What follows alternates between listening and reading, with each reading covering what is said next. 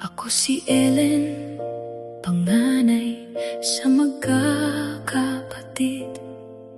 May pangarap sa buhay kahit mahirap ang paligid.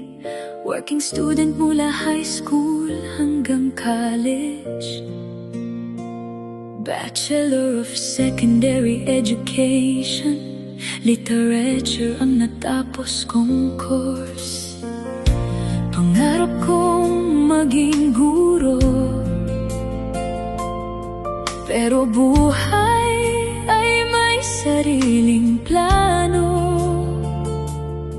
Kaya tiniwan ko muna ang aking pangarap. Para sa pamilya, ako'y patuloy na lumaban.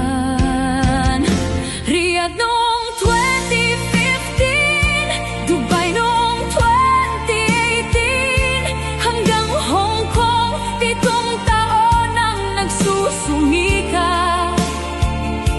Isang amo, isang employer, sa hirap ay nanatili. Dahil bawat sakripisyo para sa pamilya'y ibinibigay ko lagi.